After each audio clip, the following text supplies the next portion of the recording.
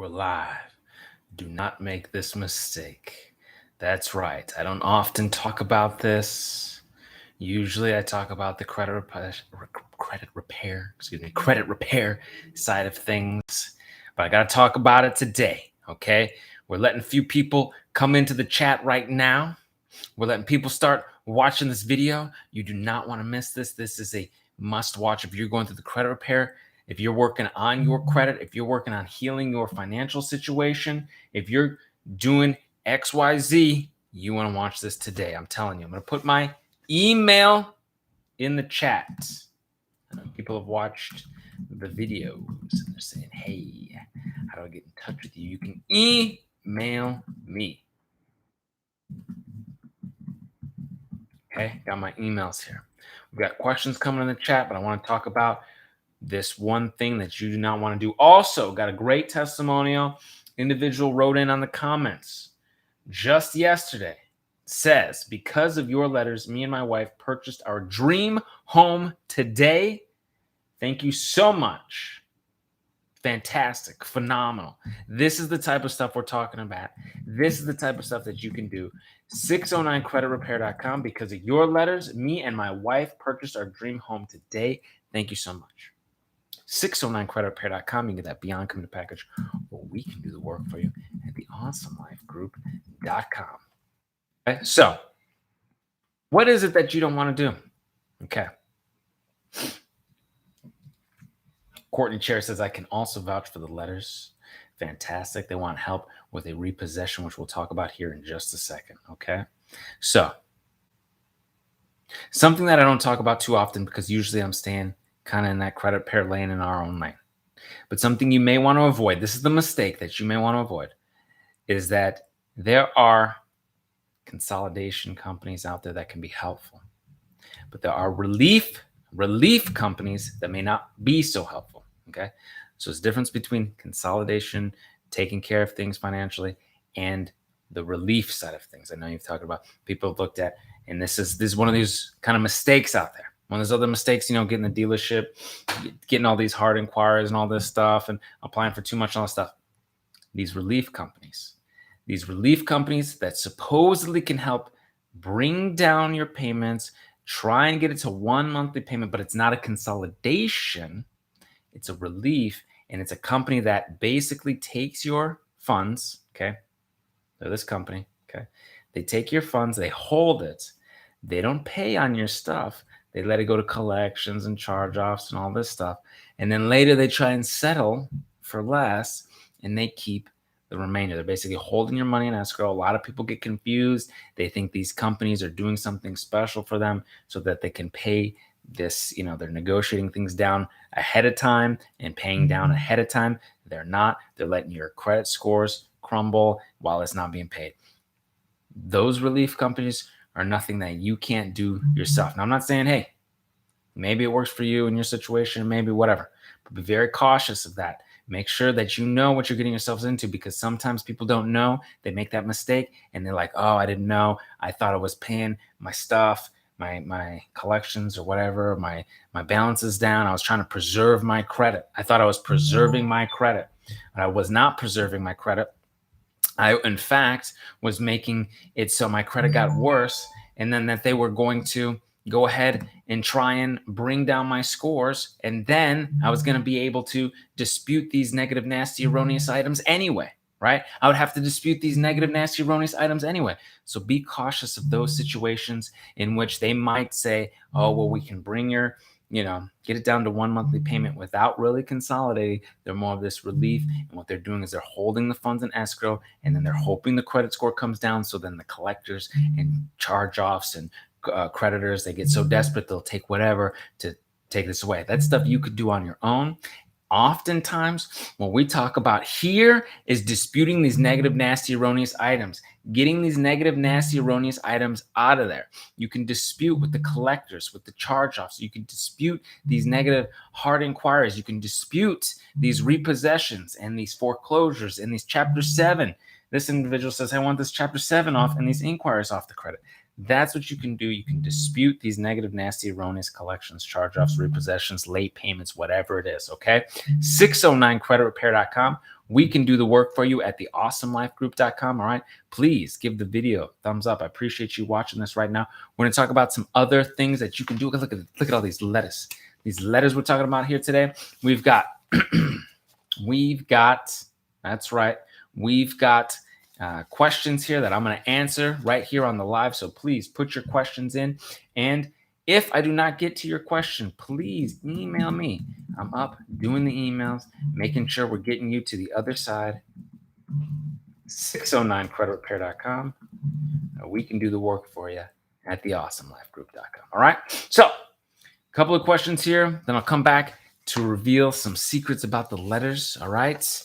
Yes, and things you can do, violations that may be happening for you and yours, and we'll get you to the other side. So individuals talking about, hey, I want to get a repossession off. First question here, how do I get a repo off, right? Basically what you're asking. So you can dispute with the collectors, okay? You can dispute with them with the collection validation letters, yes? You can also send your 609 dispute letters to dispute with the bureaus. However, we have a specific repossession letter, okay? Very specific repo letter, and I will read some of it to you right now, give you the behind the scenes of what this repossession is, okay? What this repossession letter is. It's very important that you have all the tools in your toolbox, all the letters that you might need. Where can you get them? You know where to go. You know where to go. 609creditrepair.com. We've got this special repossession letter for you, all right? So let me just bring this up. All right, here we go. So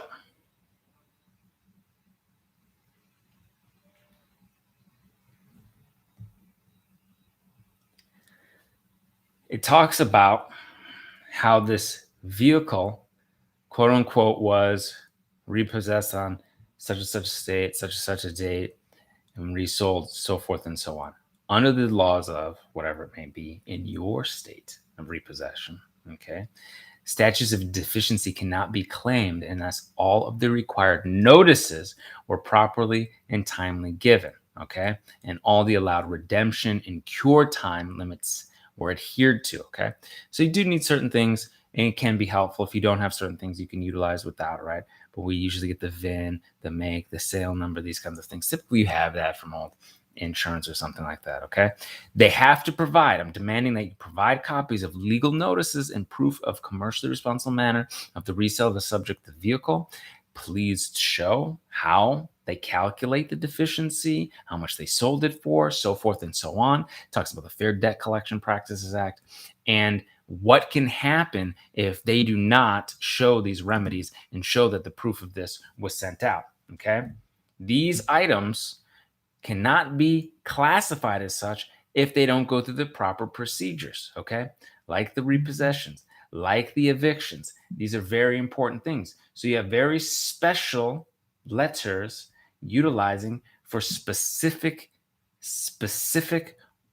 classifications, right? Maybe it's on there as a collection. Maybe it, quote unquote, they're trying to classify it as a collection, but if they're trying to say it's a repossession, they've got to have the right cure times and notices and all that sent to you, and they have to have proof that it was sent to you. Okay. Same thing with an eviction. Hey, maybe it's a collection, an apartment collection, but if they want to say it's an eviction and they want to go through all the proper steps of that, they have to be able to prove that and show that. Okay. So you know where to go. You know what to do. You know how to get to the other side. I am helping you get to the other side. Okay. Chapter 7, bankruptcy off and hard inquiries. All right. So non-account holding inquiries you can dispute. Non-account holding inquiries you can dispute. Non-account holding. If there's an account attached to it, then you have to be cautious, because if you dispute an account holding inquiry and you dispute the hard inquiry, they might close the good account. But since you got an account, you got the hard inquiry, it's all good, because after a period of time, your score is going to come up. It's small. Now, typically hard inquiries happen when you're going and trying to get a bunch of credit. Maybe you go to a car dealership, they ran your credit, 50 times. I've seen it even recently. I'm seeing credit scores, talking to clients. What happened? Oh, well, I went to the dealership and they ran a bunch of finance. I had an individual who had good credit, went to the dealership, they ran his credit down, then his credit wasn't as strong. Don't be getting financing with the dealership, okay? They're trying to run your credit down to a point where you can barely get approved and they can mark up the credit. Okay. So what do you do? Permissible purpose. Okay. Did they really have the permissible purpose to run your credit 12, 15, 25 times? Can they prove that they have it? Do they have that proof? Okay. No proof. No proof. I initiated such inquiries, no written authorization, and failed to provide any permissible purpose. Right here. Okay. According to Section 604 of the Fair Credit Reporting Act, permissible purpose of consumer report 15 USC 1681 in general, subject to subsection, okay, any consumer reporting agency may furnish a consumer's report under the following circumstances and no other, okay? A legitimate business need information in connection with business transaction that is initiated by the consumer, by the customer, by you, okay? So, without that proof, without providing that proof, those need to be removed. Oftentimes, they try to check mark the box, just like saying, oh, it was verified. Oh, yeah, we had permissible purpose, but they don't want to follow up. So you send a follow-up letters. We have follow-up hard inquiry letters. You can complain to the CFPB. I have seen people get hard inquiries off in big swap. Boom. Just like they were put on, they can get these non-account holding inquiries off of there because they were put on all at the same time. They're just going to take these off all at the same time. And I apologize if I get to talking, I get to going. Let's see. I'm put and I miss your questions here. I'm going to come back through the live chat, and I'm also putting my email here. Okay, I'm getting some emails right now. So let's see here. All right, let's get it. Let's get it. Let's get it.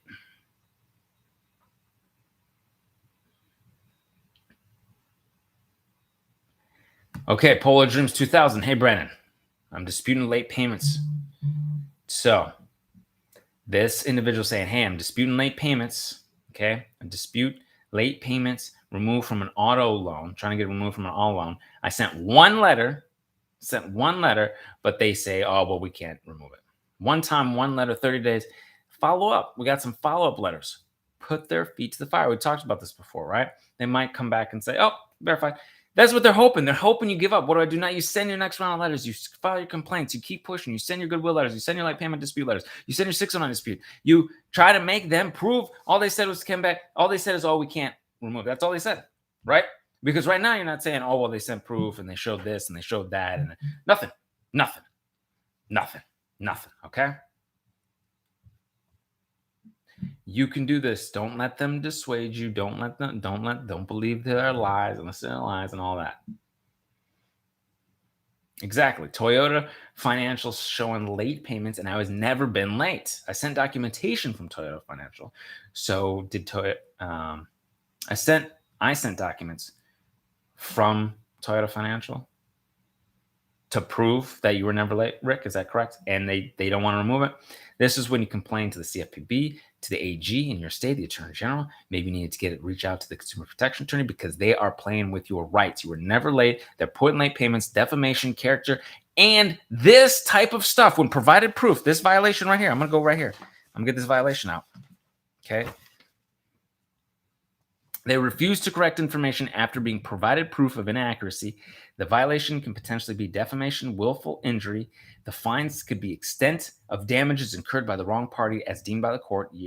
This is the Fair Credit Reporting Act, Section 623, Cushman versus TransUnion. Okay, U.S. Appeals Court, so forth and so on. The case law is there. This type of stuff is in our Beyond Committed package. This is a very good information for you. You're providing proof you were never late.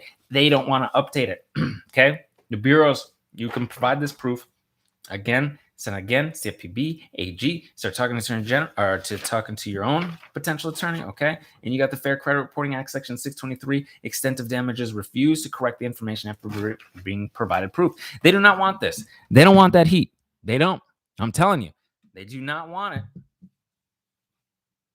That's not okay for them to do, okay?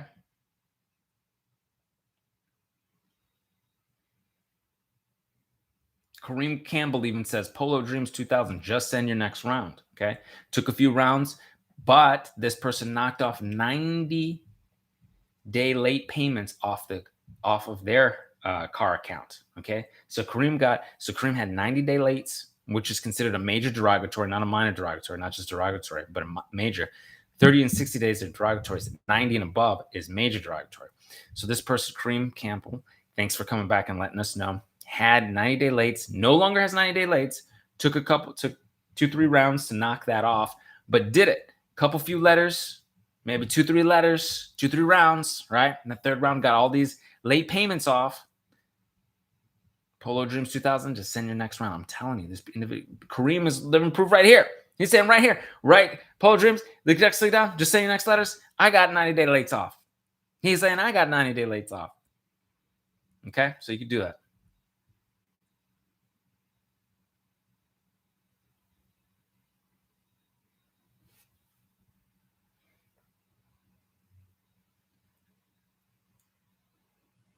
I have a lease. They were reporting the first 2 years, but I don't see it on my credit report anymore.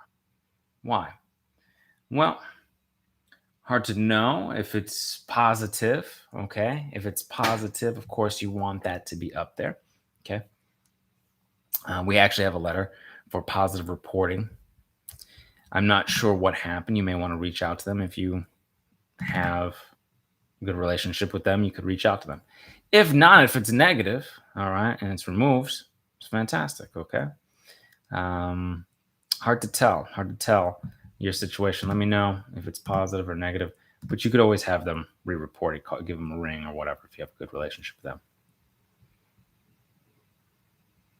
The VT family. Hey, Brandon, do you provide services to dispute bankruptcies? Chapter 7. Yes. Chapter 7, bankruptcies, dismissed, discharged.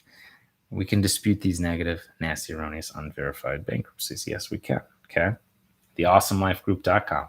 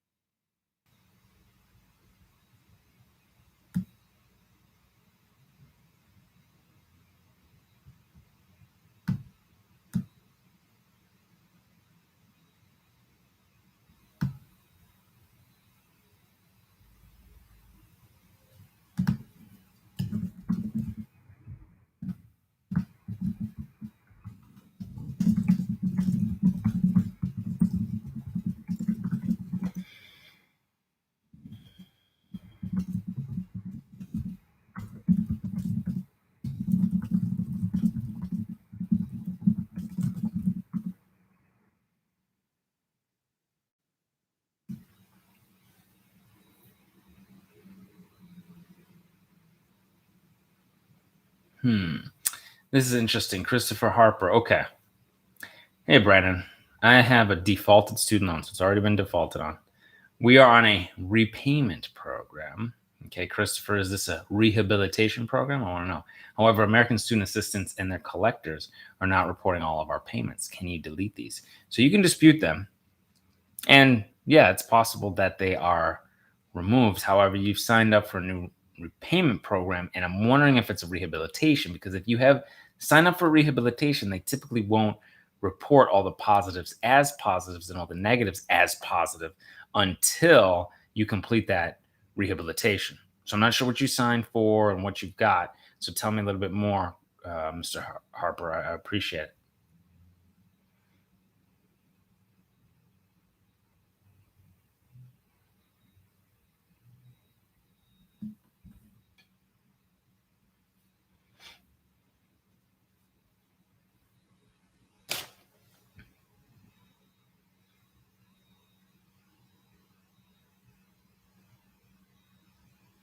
Ms. Christopher Harper, we defaulted on the defaulted program.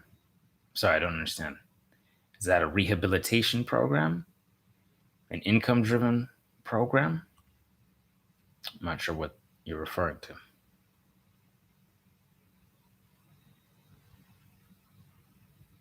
Because you said you're on a rehab, you just said you're on a repayment program. Okay. A repayment program. Okay. Is a repayment program a rehabilitation? Is it an income driven program? What kind of repayment program is it? Brian, a long time no see. Everything going great. 760 score with your help, and got my dream car. How can I get over the 760 hump? Okay. So Depends, DC. Depends. But are you using 3 revolving credit cards every month and paying them off every month on time? Let me know.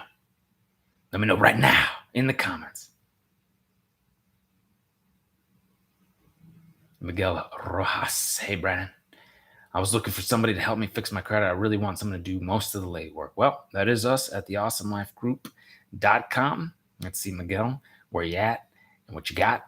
And if that's it. Yes, I have several cards revolving. Okay, DC. When you say several cards, how many credit cards do you use every month and you pay off in full every month?